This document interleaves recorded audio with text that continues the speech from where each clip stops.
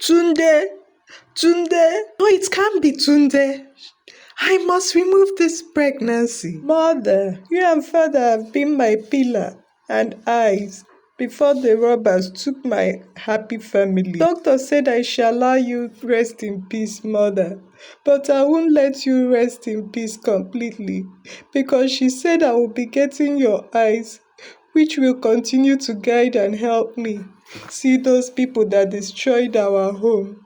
I promise you, mother, that justice must be served. Save my wife, doctor. Save my wife, doctor, please. Save my wife. Funke, I love you. Everything that happened in the past was never intentional. Welcome back to the story of Funke, a blind girl who refused to let her disability define her.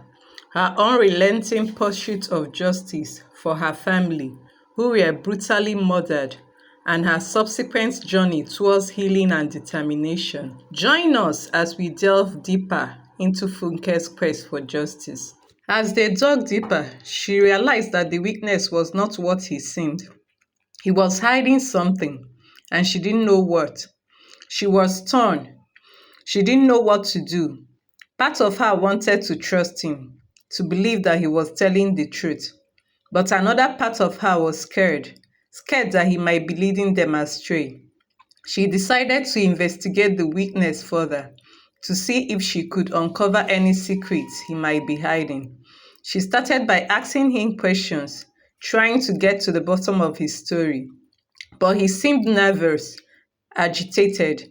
He kept looking over his shoulder, like he was afraid someone was watching. She knew that something was off. He was hiding something, and she was determined to find out what. She kept pushing him, kept asking him questions, until finally he cracked. I didn't see anything, he said, his voice shaking. I was paid to say I did. Her heart sank. She had been so hopeful, so convinced that they had finally found a lead. But now it seemed like it was all a lie. She felt angry, betrayed. She didn't know who to trust anymore. The witness told her about the men who had paid him, about the conspiracy to extort money from her in pretense that he knows the whereabouts of the armed robbers, and that she was desperately seeking for justice. He told her about the corruption, the lies, the deceit of the men not giving him his share as they agreed, and what led him into accepting the offer. She let him go, not wanting to be distracted with her search.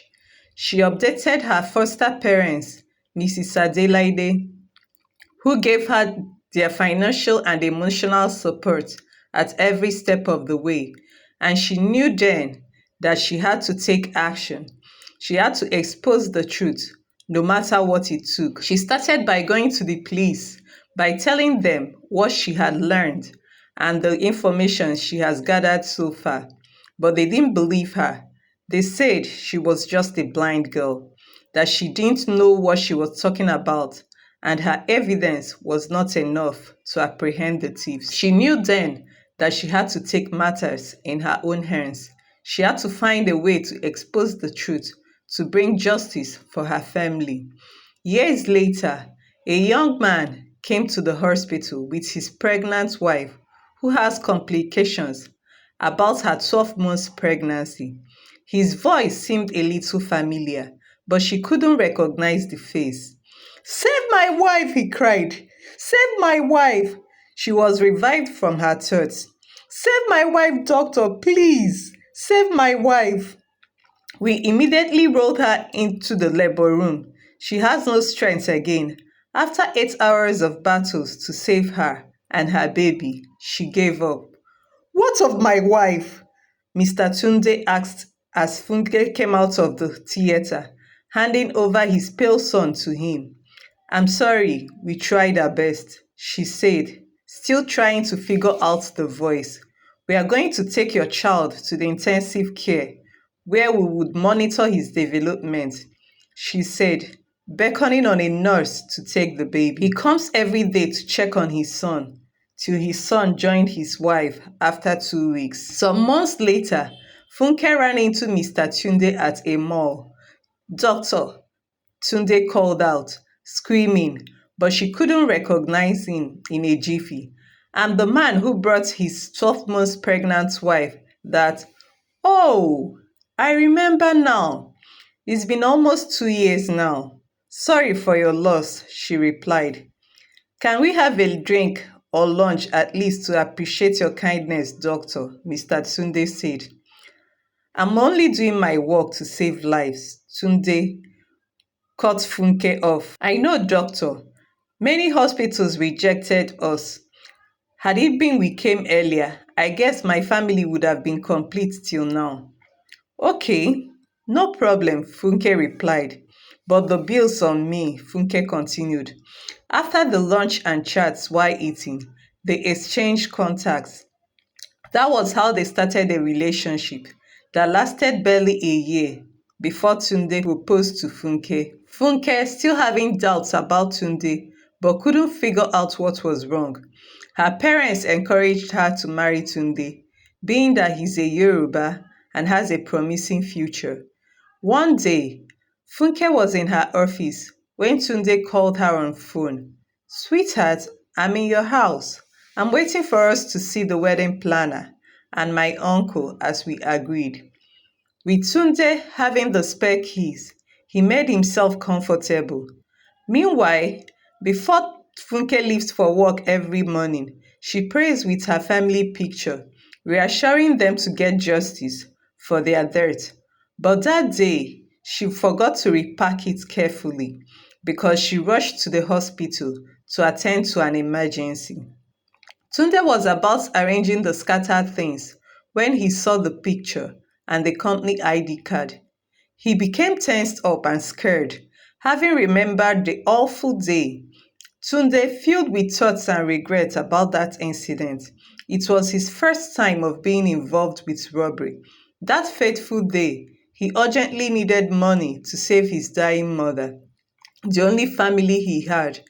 His friend Peter convinced him to join the operation to be able to raise money for his mother's medications. He regretted every bit of it. Could it be that Funke was that little girl? But she was blind, and they are Igbos. Maybe she's related to them or a family friend. He was still in thoughts that he didn't notice Funke standing there and talking to him for about 10 minutes. She even tapped him before he came back from his thoughts, sweating profusely and stammering as he spoke.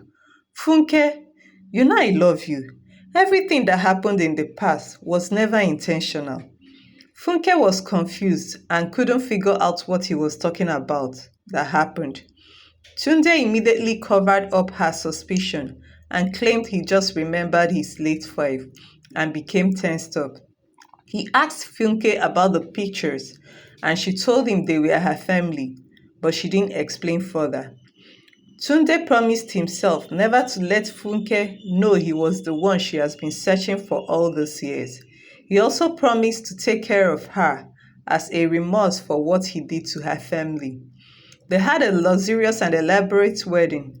Tunde, smiling to himself that he now has someone to call his family, and wondering how lucky he was to have married Funke, an educated, rich, and well endowed in her career. Little did he know that his long secret will soon be uncovered easily and soonest. Funke got pregnant immediately. Tunde was very happy, praying, pampering, and assisting Funke the best he could. I am very lucky to have married someone like Tunde, Funke would always reassure herself. We would have a big family, she said, smiling to herself. 5 months into the pregnancy, Funke was rearranging their home. She came across a neatly packed old diaries where Tunde recorded everything about his life, his pains, his joys, and his regrets. Funke was reading them with all enthusiasm and interest. Funke kept herself busy every day with the diaries, as she doesn't go to the hospital regularly or else on emergencies. And advice from her parents, and as her husband traveled for some business trips. She started from the newest to the oldest. October, 14th, 2026. I married my jewel, my first love, Funke. Even though our first encounter was not a pleasant one, but my heart has been searching for you. Forgive me for what I have done to you in the past. I promise to make you happy if you give me a second chance. June 20th, 2013. I lost my darling wife while trying to birth my son.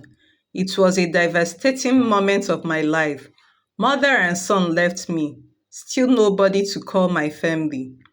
Funke continued reading every day, down to September 1999 diary.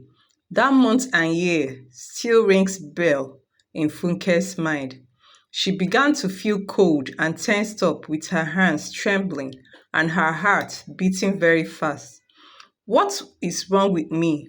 Feeling puzzled, she dropped the diary, but after a second thought, picked it up again and began to read. It had a heading written boldly with a red ink on the first page. My months and years of pains and regret.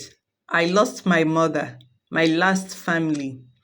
She felt pity for her husband and wondered if that was why they clicked instantly, because they shared the same thing in common somehow. She got interested and continued reading. Tunde! Tunde! No, it can't be Tunde, she screamed. I must remove this pregnancy. Oh, I'm finished. She thought for a while, not knowing what to do next. Immediately, she called her mother. Tunde was the armed robber who killed my family, she managed to say. She thought of terminating the pregnancy, but Miss Salade discouraged her with the fact that the child was innocent. Calm down, my daughter, her mother said, asking if she had asked her husband. She further told her not to ask him anything and that she is coming over immediately to take evidence. Funke sat back, gathering all the events, suspicions, and audio she had from the first day she met her husband, and came into conclusions that it was Tunde. She had earlier asked him about the mark on his thigh, but he lied that it was a branch from a tree. He has never told her how he lost his mother. He only told her that she died of a mild sickness, whereas she died of the trauma, knowing that her son had a bullet on his thigh in the hospital. Now everything became clear to her, even the steady apologies and promises from Tunde. Mrs. Alade came to Funke's home as she promised and took the evidence. She was about leaving when Tunde's car entered the compound. After assuring her daughter that she would take the case from there and advised her never to think about it or discuss it with her husband because of her pregnancy. Mr. Alade stayed for a while after having a dinner with them. Funke pretended as if nothing has happened, looking at Tunde in disbelief. She gets furious and irritated each time Tunde comes close to her. Tunde, wondering what was wrong but brushed it off with pregnancy symptoms. Mr. Alade suggested that Funke should be flown abroad for her delivery to enable the child get a dual citizenship, which Tunde accepted without hesitation. On the day before their journey, the police arrested Tunde as planned by Funke and her parents. He confessed to his crimes and exposed the whereabouts of Peter and the couple. Funke gave birth to a baby boy in the US, and Tunde and his cabal were sentenced to life imprisonment. This story is a story of trauma, loss, and resilience, a story of hope and determination. Thanks for watching, guys. If you have any questions or comments, please leave them in the section below. Don't forget to like and share this video with your friends and family. And if you want to see more of inspiring stories like this one, please subscribe to my channel. I'll see you in the next video.